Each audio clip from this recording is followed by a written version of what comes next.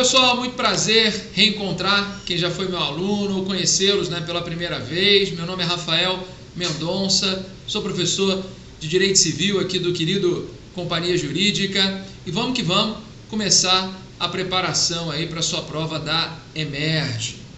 Eu vou trabalhar com vocês, o que me cabe no nosso curso é o estudo da parte geral do Direito Civil e também do Direito Obrigacional. Vamos lá, antes de qualquer coisa, dúvidas que vocês tenham, claro, podem encaminhar para o curso vai mandar para mim, ou então a gente pode bater um papo direto lá pelo Instagram. Quem não me segue ainda, segue lá, @prof.rafaelmendonça. Eu sempre estou postando conteúdo de Direito Civil e, mais importante, é por lá que a gente vai bater um papo sobre as dúvidas que você pode vir a ter, não só da aula, mas qualquer dúvida envolvendo o Direito Civil, estou aí super à disposição para te ajudar, beleza? Gente, vamos começar então, porque a nossa caminhada ela é longa, muito conteúdo, lembrando que vocês vão estar preparados para fazer, devem estar preparados para fazer uma prova de múltipla escolha, prova objetiva, beleza? Então, qual é o cuidado que a gente tem que ter? Normalmente, e foi assim na prova que já foi feita nesses moldes, a gente vai encontrar casos concretos, situações concretas, bem a cara do que você vai ter que fazer na EMERGE, tá? Quando estiver por lá, você vai estudar o tempo inteiro casos concretos, porque a prova da magistratura, na verdade, tem essa perspectiva. Aliás, gente, o que um juiz faz, o juiz ele pega a situação concreta de ambos os lados, de autor e de réu, e vai fixar os pontos controvertidos, Então, esses pontos controvertidos é que você vai ter que se debruçar, produzir prova, definir, decidir e tal. Então, é importante você estudar dessa forma. Casos concretos que são apresentados, e você vai solucionar esses casos concretos a partir da incidência, especialmente da legislação. Mas cai jurisprudência, cai doutrina? Claro que sim. Só que uma prova de múltipla escolha, uma prova objetiva, não comporta tanta jurisprudência, não comporta tanta doutrina assim. Então, na grande maioria das vezes, você vai conseguir solucionar a questão com uma aplicação da lei àquele caso concreto que te foi apresentado. Tá? Então, vamos ficar atento a isso. Tá? É mais ou menos essa linha que eu vou seguir. Vamos começar então falando da parte geral do Direito Civil. Galera, seguinte, a parte geral ela é dividida em 3 grandes livros. Tá? Você tem um livro 1 das pessoas, o livro 2 dos bens e o livro 3 dos fatos jurídicos. Então veja, estudar a parte geral nada mais é do que estudar uma relação jurídica. Você pega todos os elementos da relação jurídica e vai estudar aqui. Você estuda os sujeitos da relação jurídica, que são as pessoas, o objeto da relação jurídica, que são os bens, e a forma como esses sujeitos estão vinculados na relação jurídica, que são os nossos fatos jurídicos. E é exatamente assim que a gente vai conduzir a nossa aula, beleza? Livro 1, pessoas, livro 2, bens, livro 3, fatos jurídicos. O livro 1 das pessoas, vai escrevendo isso aí no caderno, vai fazendo um sumário aqui comigo. O livro 1 das pessoas é dividido em 3 títulos. Nós temos um título sobre pessoa natural, um título sobre pessoa jurídica e um título sobre domicílio. O título 1 da pessoa natural é dividido em 4 capítulos. Você tem um capítulo sobre personalidade, um capítulo sobre capacidade, um capítulo sobre direitos da personalidade e um capítulo sobre ausência. É isso que a gente vai estudar. Livro 1, pessoas, dividido em 3 títulos: pessoa natural, pessoa jurídica e domicílio. O título 1 da pessoa natural, dividido em 4 capítulos: personalidade, capacidade, direitos da personalidade e ausência. O livro 2 fala dos bens e o livro 3 fala dos fatos jurídicos. É assim que a gente vai caminhar, beleza? Fechou? Então vamos lá. Primeiro ponto da nossa aula: Livro 1, Pessoas, título 1, Pessoa Natural, primeiro capítulo, anota aí, personalidade. Tá? Personalidade. Dentro de personalidade, ponto 1. Você fez o sumário? Isso é importante. E a gente vai riscando os pontos desse sumário. Então vamos lá. Ponto 1 dentro de personalidade. Conceito de personalidade. Vamos lá. Galera, o conceito de personalidade, a partir da Constituição de 88, ele ganha duas acepções. Nós temos uma acepção patrimonial do termo personalidade e uma acepção extrapatrimonial do termo. Vamos lá.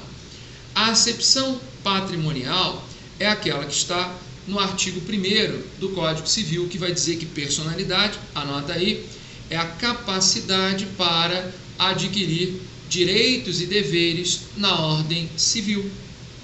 Quem tem essa aptidão, quem tem essa capacidade para adquirir direitos e deveres na ordem civil, é chamado de sujeito de direito. Nessa primeira acepção, estritamente patrimonial, quando eu digo, ou melhor, quando o artigo 1º diz que personalidade é a capacidade de adquirir direitos e deveres na ordem civil, ele se refere a direitos e deveres de natureza patrimoniais. Vejam, é a capacidade que eu tenho de ser credor, devedor, alienante, adquirente, comprador, vendedor, doador, donatário. Então, nessa primeira acepção, personalidade é a capacidade de adquirir direitos e deveres de natureza patrimoniais. Beleza? Com a Constituição de 88, o termo personalidade ganha uma outra acepção, que a gente chama de acepção extrapatrimonial. Aqui desse lado, personalidade, anote aí, é o conjunto de atributos do ser humano. É o conjunto de atributos do ser humano. Conjunto de direitos que identificam o ser humano como tal. São os nossos direitos da personalidade, que estão disciplinados no Código Civil, do artigo 11 ao artigo 21. Beleza? Então, quando a gente fala em personalidade, a gente tem uma perspectiva patrimonial e uma perspectiva extrapatrimonial. Tá? Assim que a gente tem que entender a temática, a gente tem que entender o tema, tá? O tema. Beleza, gente? Tranquilo? Maravilha. Bom, vamos lá. Ponto 2. Já conhece o ponto 1, que é o conceito de personalidade. Ponto 2, anote aí, início da personalidade da pessoa natural. Gente, sobre o início da personalidade, nós temos duas teorias que importam para a sua prova, tá? Vamos lá. A primeira teoria é a chamada teoria natalista, que é a teoria que está positivada no Código Civil, lá no artigo 2º. Pela teoria natalista, a personalidade da pessoa natural tem início desde o momento do nascimento com vida. Nasceu com vida, adquire personalidade. Agora, de que personalidade, já que você conhece as duas acepções do termo, de que personalidade a teoria natalista se refere? No que diz respeito à aquisição de direitos patrimoniais ou no que diz respeito à aquisição de direitos da personalidade? Qual das acepções do termo personalidade tem início desde o momento do nascimento com vida? Para a teoria natalista, ambas as acepções. Então, é no nascimento com vida que se adquire personalidade, tanto no viés patrimonial quanto no extrapatrimonial. Então, nasceu com vida, você tem direito de adquirir, você tem personalidade, você tem a capacidade de adquirir direitos e deveres patrimoniais e você adquiriu também direitos da personalidade. Agora, qual é a crítica que se faz à teoria natalista? A crítica, galera, está na segunda parte do artigo 2º, que vai dizer o seguinte. Beleza, o artigo 2º do Código Civil vai lá, né? A personalidade da pessoa natural tem início desde o momento da concepção. mas, olha aí, mas os direitos do nascituro estão protegidos, mas os direitos do nascituro estão protegidos desde o momento da concepção, mas os direitos do nascituro estão protegidos desde o momento da concepção. Galera, os opositores da teoria natalista, eles dizem o seguinte, eles dizem assim, se o nascituro, ou seja, o embrião no ventre materno, ele tem direito desde o momento da concepção, só pode ter direito quem é pessoa, só pode ter direito quem tem personalidade. Então, teóricos natalistas, o nascituro tem personalidade, o embrião no ventre materno tem personalidade. Se ele tem direito desde a concepção, qual é a resposta que os natalistas dão para esses críticos, né? Eles dizem o seguinte, não, peraí.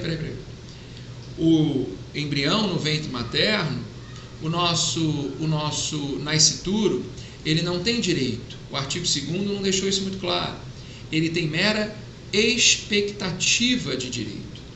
Então, pela teoria natalista, a construção é essa. A personalidade da pessoa natural tem início no nascimento com vida, tanto para a aquisição de direitos patrimoniais, quanto para a aquisição de direitos da personalidade. Nome, corpo, imagem, honra, moral, aquele papo todo. E o nascituro, ou seja, o embrião no ventre materno, ele tem mera expectativa de direito. Ele precisa nascer com vida para consolidar todos os direitos. Então, vejam, pela construção da teoria natalista, eu posso fazer uma doação em favor de um nascituro? Posso. Tanto que o artigo 542 autoriza a doação em favor de nascituro. Só que essa doação é um negócio jurídico condicional. Vocês lembram que é uma condição? Condição é um evento futuro e incerto. Qual é o evento futuro e incerto que nós nos referimos aqui? O nascimento com vida. Então, se eu faço a doação de um apartamento para um nascituro, ele só vai adquirir o direito a esse apartamento se nascer com vida. Se não nasceu com vida, aquela doação vai caducar, aquela doação não vai produzir efeito e o patrimônio será mantido e a propriedade do bem será mantido no meu nome. Beleza? Então, o nascituro tem mera expectativa de direito. Qual é a segunda? Essa é a teoria do Código Civil.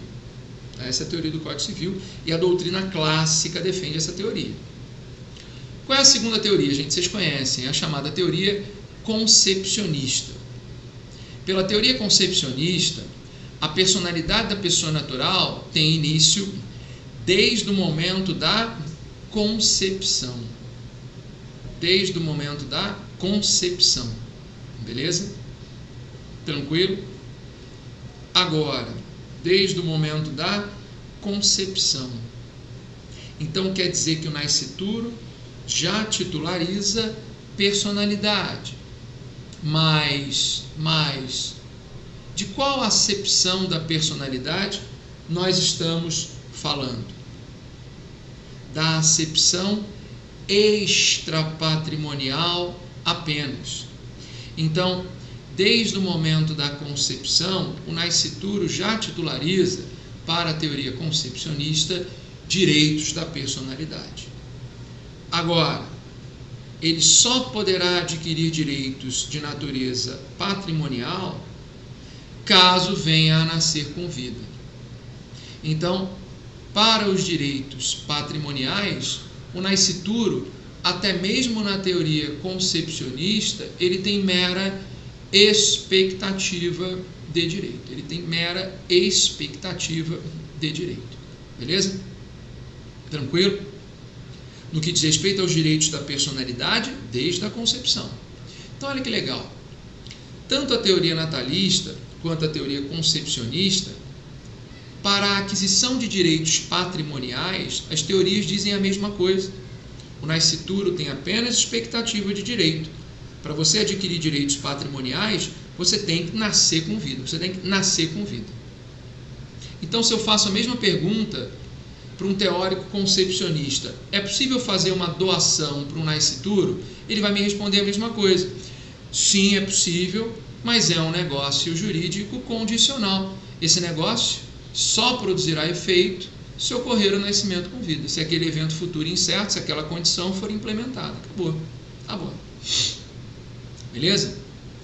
As teorias, elas divergem, elas se diferenciam no que diz respeito à aquisição dos direitos da personalidade. No que diz respeito à aquisição dos direitos da personalidade. Para a teoria natalista, os direitos da personalidade dependem do nascimento com vida. Você só adquire se nascer com vida. Para os teóricos concepcionistas, você adquire desde o momento da concepção, ou seja, o nascituro já titulariza direitos da personalidade. A teoria concepcionista é a teoria utilizada na jurisprudência, STJ, STF, TJ do Rio. Por exemplo, o STJ e o TJ do Rio têm orientação consagrada no sentido de que o nascituro pode sofrer dano moral. Olha que questão legal para a prova. O nascituro pode sofrer dano moral? Pode. O que é o dano moral, gente? O dano moral é o dano que decorre da violação a um direito da personalidade. É o dano que decorre da violação a um direito da personalidade. Ora, se o nascituro pode sofrer dano moral, é porque ele já titulariza direitos da personalidade desde o momento da concepção. Essa é a teoria que a jurisprudência usa, beleza? Então, assim, se o seu examinador pergunta se o nascituro pode sofrer dano moral, em diversas formas ele pode afirmar isso, está correto. Agora, se ele pergunta, se ele faz menção a qual teoria utilizar, sem fazer referência à jurisprudência, vamos lembrar que a teoria que está adotada no Código Civil é a teoria natalista. Então, se cai na sua prova uma assertiva que diz assim, olha, imagina que cai na tua prova uma afirmação que é a cópia do artigo 2º do Código Civil. Você vai dizer que aquilo está errado? Não. Olha, a personalidade da pessoa natural tem início no nascimento com vida, mas a lei protege os direitos do nascituro desde o momento de sua concepção. Está certo, você marca certo. Se ele reproduz na prova o artigo 2º, você não tem como dizer que isso está errado. Porque sempre numa prova objetiva, se o examinador não faz menção à jurisprudência, olha, de acordo com o STJ, de acordo com a jurisprudência dominante no Tribunal de Justiça do Rio, se ele não faz menção à jurisprudência, a gente tem que caminhar para a legislação, a gente tem que caminhar para a legislação. Beleza? Tudo bem? Ótimo, galera. Muito bom. Bom, ponto 3, dentro de personalidade, para a gente encerrar. Extinção da personalidade. Como é que se extingue a personalidade da pessoa natural? Ora, se extingue com a morte. Só que nós temos várias espécies de morte. Nós temos a morte natural, a morte acidental e a morte presumida. Qual delas cai na sua prova? A morte presumida. Quais são as hipóteses de morte presumida que nós temos no Código Civil? Nós temos duas hipóteses. Nós temos a morte presumida sem decretação de ausência e nós temos a morte presumida passando pelo processo de ausência. Nós não vamos estudar a ausência aqui. São 6 questões objetivas de direito civil na sua prova. A ausência é um tema raríssimo na jurisprudência, a gente não precisa se preocupar. A única coisa que eu quero que vocês saibam é que o objetivo do processo de ausência é declarar a morte presumida do ausente para viabilizar a sucessão hereditária dos seus bens, a sucessão dos bens que o ausente deixou. O que vocês têm que saber? As hipóteses de morte presumida sem decretação de ausência, sem a necessidade de passarmos pelo processo de ausência. Essas hipóteses estão elencadas no artigo 7º do Código Civil e no próximo bloco a gente fala sobre eles. Beleza? Valeu, galera. Abraço. Salve, galera. Vamos lá retomar então esse estudo da parte geral, né? Agora no ponto 3 de personalidade, vamos lá continuar para as hipóteses de morte presumida sem a necessidade de passarmos pelo processo de ausência. Elas estão lá no artigo 7º. E olha, é importante você assistir essa aula com código aberto do lado. Quer dizer, ninguém mais abre código do lado, né? Todo mundo está com código aberto aí da tela, que nem eu estou fazendo, né? O Código Civil está aberto aqui. Façam exatamente o mesmo, tá certo? Então vamos lá. Galera, diz o artigo 7º que pode ser declarada a morte presumida sem passarmos pelo processo de ausência, 1. Se for extremamente provável a morte de quem estava em perigo de vida, e 2. Se alguém desaparecido em campanha ou feito prisioneiro não foi encontrado em até 2 anos após o término da guerra. Percebam, são hipóteses em que há uma probabilidade muito grande de morte.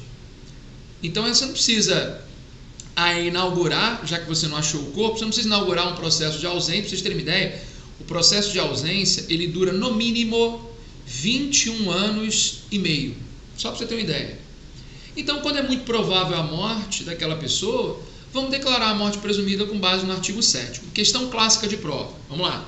Imagina, o empresário sai aqui do Rio de Janeiro com o seu helicóptero, vai para uma reunião em São Paulo. No meio do caminho, o helicóptero explode, cai no meio do mar, ninguém acha o corpo. Não é muito provável a morte dele, que estava em perigo de vida? Sim, muito provável. Então, será que a gente precisa abrir um processo de ausência para declarar a morte presumida? Não, a gente pode declarar com base no artigo 7º. Pergunta: para declarar a morte presumida desse rapaz, basta um documento da empresa aérea dizendo que ele estava no voo, ou é necessário uma sentença? Galera, parágrafo único do artigo 7º. Declaração de morte presumida tem que ser declaração judicial. A gente precisa de uma sentença. Mais pergunta de prova. Essa sentença, ela tem que ser registrada ou averbada? E em que cartório? Bom, ninguém acha que é no RGI, né, gente? Todo mundo sabe que é no Registro Civil de Pessoas Naturais. Agora, é hipótese de registro ou averbação? Atenção, o registro é um primeiro ato. É como se você estivesse tirando a primeira foto daquele documento, beleza? Já a averbação é qualquer alteração realizada no registro, tá? Por que eu estou contando isso para vocês? Porque o artigo 9º do Código Civil traz para nós as hipóteses de registro, enquanto o artigo 10 traz para nós as hipóteses de averbação, 2 artigos importantíssimos para uma prova objetiva. Olha só o artigo 9º, inciso 4º. Vai dizer, sentença que declara a morte presumida tem que ser registrada no Registro Civil de Pessoas Naturais. A hipótese aqui é uma hipótese de registro, beleza? Então não confundam isso, tá? Uma coisa é a averbação, outra coisa é o registro. Porque muita gente pensa que você tem um registro de nascimento e uma averbação da sua morte. Não é verdade, tá? Você tem 2 registros, um de nascimento e um de morte. Imagina, a sua morte não altera o seu nascimento, beleza? Então atenção, isso cai e cai muito em prova. Múltipla escolha, então, ele coloca averbação quando é registro, registro quando é averbação. Então vale a pena a leitura do artigo 9º e do artigo 10. Bom, galera, fechamos então o ponto personalidade, naquele nosso sumário, né, que vimos no bloco anterior. Vamos quando vimos o conceito, início e extinção. Vamos para o ponto 2, anote aí, capacidade. Ponto 1, espécies de capacidade. Galera, a capacidade, ela pode ser de direito, também conhecida como genérica, ou ela pode ser uma capacidade de fato, também conhecida como capacidade de exercício. Vamos lá. O que é a capacidade de direito, a capacidade genérica? O conceito de capacidade de direito, ele se confunde com o conceito de personalidade naquele viés patrimonial. Lembra que eu disse para vocês que personalidade é a capacidade de adquirir direitos e deveres na ordem civil? Lembram disso? Então vejam, que capacidade é essa que está inserida no conceito de personalidade? É uma capacidade de direito. Ponto. Os conceitos se confundem. Então, um recém-nascido de 2 dias, nasceu anteontem, ele tem personalidade? Tem. Nasceu com vida? Tem. Ele tem capacidade de direito? Tem, porque os conceitos eles se confundem. Então, se o conceito de capacidade de direito e personalidade no viés patrimonial eles se confundem, a definição de capacidade que efetivamente vale para nós é a capacidade de fato. É ela que nós temos que nos preocupar. Capacidade de fato, também conhecida como capacidade de exercício. Anotem aí que capacidade de fato é a aptidão que a pessoa tem para praticar pessoalmente atos jurídicos. É a aptidão que eu tenho para praticar atos jurídicos, beleza? Quem não tem essa aptidão para sozinho praticar atos jurídicos é chamado de incapaz. Essa incapacidade, o nosso legislador estabeleceu algumas, na verdade, ele estabeleceu uma gradação das incapacidades.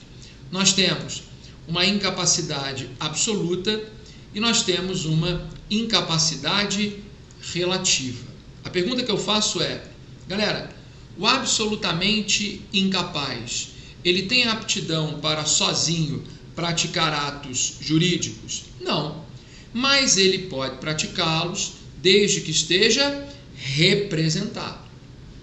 O relativamente incapaz, ele tem aptidão para sozinho praticar atos jurídicos? Não, mas pode praticá-los desde que esteja assistido. Então é importante que você saiba quem é o absolutamente incapaz e quem são os relativamente incapazes. E aí eu acho válido a gente fazer a leitura do artigo 3º e do artigo 4º do Código Civil. Vamos lá. O artigo 3º diz o seguinte, né?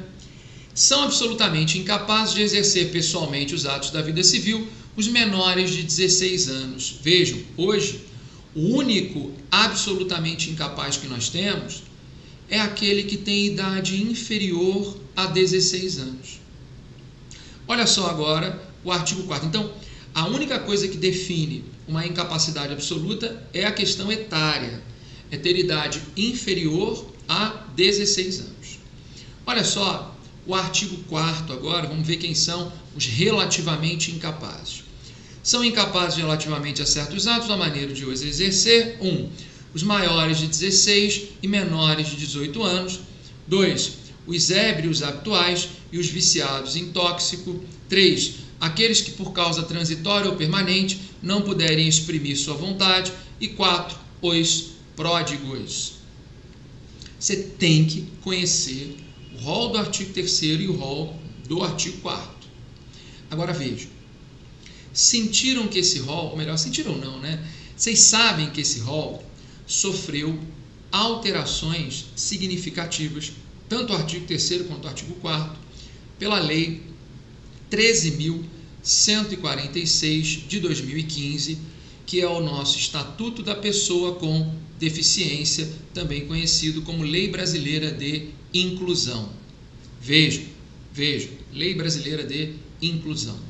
Galera, esse estatuto, a Lei 13.146, que vai tutelar a questão da pessoa com deficiência, muita gente pergunta para mim assim: Rafael, essa lei então veio para proteger a pessoa com deficiência, não é isso? Outorgar mais proteção? Não. A bandeira dessa lei não é a palavra proteção. A bandeira, porque a gente já tem várias formas de proteção das pessoas com deficiência. A bandeira dessa lei é a palavra autonomia. O que o Estatuto da Pessoa com Deficiência quer é garantir uma maior autonomia à pessoa com deficiência, permitindo que ela pratique atos civis de forma qualificada, que ela participe das relações civis, relações sociais, de forma qualificada. Então, o objetivo aqui não é estabelecer mais aspectos protetivos. O objetivo é dar maior autonomia. Então, vocês acham que o rol de absolutamente incapazes e relativamente incapazes, ele foi alterado por essa lei? Completamente alterado. O artigo 3º e 4º que eu acabei de ler para vocês, ele foi alterado de forma significativa pela lei de 2015. Essa lei, ela afastou do rol de incapazes as pessoas com qualquer tipo de deficiência, seja uma deficiência física, seja uma deficiência mental. Elas são plenamente capazes. Elas são plenamente capazes. E a deficiência que mais afeta a questão da capacidade é a deficiência mental. Então, por exemplo, pessoas portadoras de síndrome de Down, pessoas que têm algum grau de autismo, todas elas são plenamente capazes e ponto. E ponto. Não pode cair na sua prova um caso concreto em que uma pessoa com síndrome de Down celebra um negócio jurídico. Esse negócio é válido? É válido. O negócio é válido. É válido. Beleza? Tranquilo? Então afastou do rol de incapazes todas as pessoas com deficiência que agora são plenamente capazes. Você pode chegar para mim e falar assim: Rafael, eu tenho uma pessoa com deficiência na família e ela, por N fatores, não consegue praticar os atos da vida civil. Ela não consegue, sozinha, pessoalmente, não é isso? Praticar tais atos. A pessoa com deficiência, eu já entendi que a lei presume que todas são plenamente capazes. Mas as pessoas com deficiência podem ser interditadas? Elas podem ser interditadas, lembrando que o objetivo de uma ação de interdição é buscar a nomeação de um curador. Isso é possível ou não? Isso é plenamente possível, beleza? Os artigos 84 a 87 da 13.146 permitem a interdição da pessoa com deficiência. Agora, a dúvida que ficava era a seguinte: uma pessoa com deficiência que foi interditada com a nomeação de um determinado curador. O curador, ele vai representar ou ele vai assistir? Ele vai representar ou assistir aquela pessoa com deficiência? A pergunta é: a pessoa com deficiência interditada, ela se torna relativamente incapaz, hipótese em que o curador vai assisti-la, ou ela se torna absolutamente incapaz, hipótese em que o curador vai representá-la? Nós tínhamos uma discussão muito grande sobre isso até o julgamento do recurso especial 1.927.423 de São Paulo, relatoria lá do ministro Marco Aurélio Belize. Saiu informativo super recente, informativo de início de maio de 2021. O julgamento aconteceu em 27 de abril de 2021. Olha só o destaque desse informativo, né? É inadmissível a declaração de incapacidade absoluta às pessoas com enfermidade ou deficiência mental. Olha que bacana, galera. Se você for ler o inteiro teor do informativo, ele vai deixar claro o seguinte: olha, após a Lei 13.146, o único critério possível para você identificar um absolutamente incapaz é o critério etário. Acabou. Absolutamente incapaz no Brasil é só quem tem idade inferior a 16 anos. As pessoas com deficiência são plenamente capazes e, excepcionalmente, podem ser interditadas. Inclusive, é medida excepcional a interdição do deficiente. Mas, quando isso acontece, excepcionalmente quando isso acontece, o curador será um assistente daquela pessoa com deficiência, que será declarada relativamente incapaz para a prática dos atos da vida civil. Então, olha que questão boa para a múltipla escolha. Pessoa com deficiência interditada é relativamente incapaz, se torna relativamente incapaz, sendo, portanto, assistida, tá certo? Pelo seu curador. Então, uma questão zaça para a sua prova, julgamento recente. O examinador, né, o professor Carlos, ele gosta do tema. Acho que, né, você tem que ficar super atento com isso. Beleza? E aí a gente pode até tirar uma outra questão, né? se a pessoa com deficiência ela foi interditada, vejam, a lei presume, porque em regra, quando você move uma ação de interdição contra um dos incapazes, que consta no artigo 4º, inciso 2º, 3º, 4º e 5º, por que a gente não move ação de interdição em face dos menores de 16 e aqueles que têm 16 e 17 anos? Porque os menores incapazes eles devem ser tutelados. Aí a gente vai para o campo da tutela. Os maiores incapazes devem ser curatelados. A gente vai para o campo da curatela. Beleza? Então, os maiores incapazes estão no artigo 4º, inciso 2, 3 e 4. Eu falei inciso 5º, desculpa, não tem 2, 3 e 4. Beleza? Quando eu movo uma ação de interdição em face desses incapazes, a lei já está dizendo que eles são incapazes. Então, em regra, a sentença numa ação de interdição é uma sentença declaratória, com efeitos, portanto, ex tunc, porque essa sentença está apenas declarando uma situação que já foi definida pela lei. Agora, quando eu movo uma ação de interdição em face da pessoa com deficiência, a lógica é outra. Porque a pessoa com deficiência, a lei presume que ela é plenamente capaz. Então, é a sentença que está tornando aquela pessoa com deficiência relativamente incapaz. Portanto, a sentença, ela deixa de ter natureza declaratória e passa a ter uma natureza constitutiva. Se ela tem uma natureza constitutiva, os efeitos são efeitos ex nunc, não retroagem, valem dali para frente. Até aquela sentença, a pessoa com deficiência é plenamente capaz. Com a sentença, ela se torna relativamente incapaz. Lembrando que a interdição da pessoa com deficiência é medida excepcionalíssima. É medida excepcionalíssima. Tá? Beleza, galera? Ótimo, estou orgulhoso.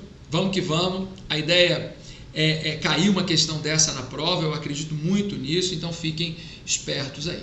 Então, ponto 1 dentro de capacidade foi...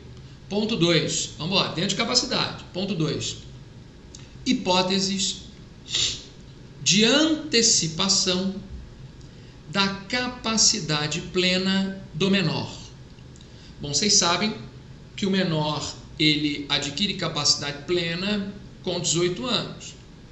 Mas existem algumas hipóteses em que essa capacidade plena ela é antecipada.